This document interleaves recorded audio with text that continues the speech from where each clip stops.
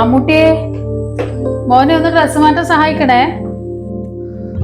ആ മച്ചാനെ, നമ്മുടെ അടുത്ത ആഴ്ചത്തെ വീക്കെൻഡ് ടൂർ സെറ്റല്ലേ വയനാട്ടിലേക്ക്? ആ വണ്ടി ഞാൻ റെഡി ആയിക്കോളാം. ബാക്കി കാര്യങ്ങളൊക്കെ നീ നോക്കട്ടാ. ഓക്കെടാ, ശരി. ഏട്ടാ, ബ്രേക്ക്ഫാസ്റ്റ് കഴിക്കുന്നില്ലേ? ഞാൻ എടുത്തു വെച്ചിട്ടുണ്ട്. വേണ്ട, ഞാൻ പുറത്തുനിന്ന് കഴിച്ചോളാം. പിന്നെ ഇതൊക്കെ ആർക്ക് വേണ്ടിയിട്ടാ രാവിലെ തന്നെ ഞാൻ ഉണ്ടാക്കുന്നേ? ഓ, തുടങ്ങിയ രാവിലെ തന്നെ? എന്നാ പിന്നെ നിങ്ങൾ എന്താ വെച്ചേ, അല്ലെങ്കിൽ ഞാൻ പറയുന്നതൊന്നും ഇഷ്ടാവില്ലല്ലോ. പിന്നെ അടുത്ത ആഴ്ച മാമന്റെ മോളെ കല്യാണ നിശ്ചയാന്നേ, നമ്മളെല്ലാരും കൂടി പോണ്ടതാ. ഓ, അത് ഞാൻ പറയാൻ വിട്ടു ജാനു. അടുത്ത ഞായറാഴ്ച എനിക്കൊരു ട്രിപ്പ് ഉണ്ട്. അതുകൊണ്ട് ഞാൻ ഉണ്ടാവില്ല. നീ മക്കളെയും കൂട്ടിയിട്ട് ബസ്സിന് പോയിക്കോ. എല്ലാ ചടങ്ങുകൾക്കും ഞാൻ ഒറ്റക്ക് പോകുമ്പോ ആളുകൾ എന്നാ വിചാരിക്കും ഏട്ടാ? കുട്ടികൾ പോലും ചോദിക്കുന്നുണ്ട് അച്ഛൻ എന്താ കൂടെ വരാത്തേന്ന്. അതെ, എനിക്ക് എൻ്റെ ഓഫീസിലെ സ്ട്രെസ്സ് തീർക്കാനേ എനിക്ക് കുറച്ച് ഫ്രീഡം ഒക്കെ വേണം.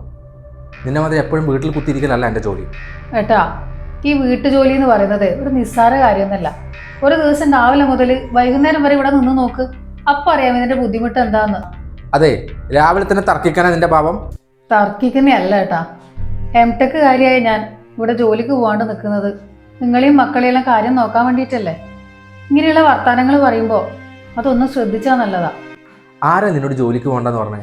അത് നീ എടുത്ത ഡിസിഷൻ അല്ലേ, അല്ലാണ്ട് ആരും നിന്നെ അടിച്ചേൽപ്പിച്ചതല്ലോ. മതി, നിർത്ത്. ഇങ്ങനെ പോലെ ഇനിയിപ്പോൾ ഇത് വലിയ പ്രശ്നമാവും. നിങ്ങൾക്ക് എൻ്റെ കൂടെ ഞായറാഴ്ച വരാൻ പറ്റുമോ ഇല്ലയോ? ഇല്ല, ഇറ്റ്സ് നോട്ട് പോസിബിൾ. നീ ചെറിയ കുട്ടിയൊന്നുമല്ലോ പറഞ്ഞാൽ മനസ്സിലാകാതിരിക്കാൻ. രാവിലെ തന്നെ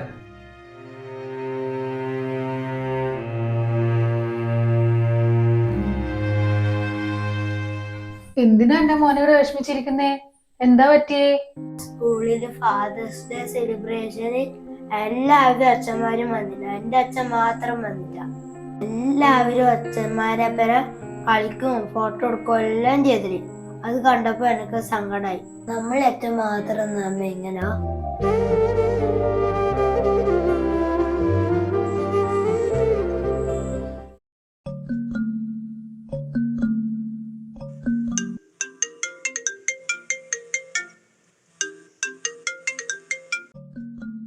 ഹലോ.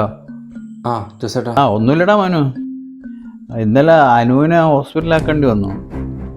BP പോയതാണ്. കുട്ടികൾ ഇവിടെ വന്ന് പറഞ്ഞപ്പോഴാണ് ഞാൻ അറിഞ്ഞത്. ഇപ്പോൾ കുഴപ്പമൊന്നുമില്ല, രാവിലെ ഡിസ്ചാർജായി വീട്ടിൽ വന്നിട്ടുണ്ട്.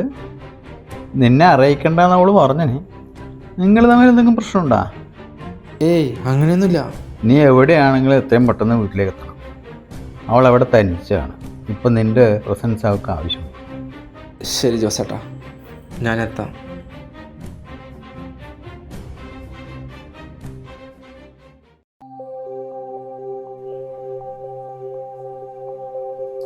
അനു,